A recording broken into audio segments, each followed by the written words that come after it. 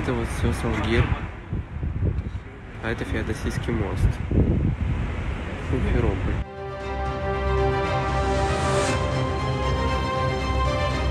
Центр Симферополя, Советское кольцо.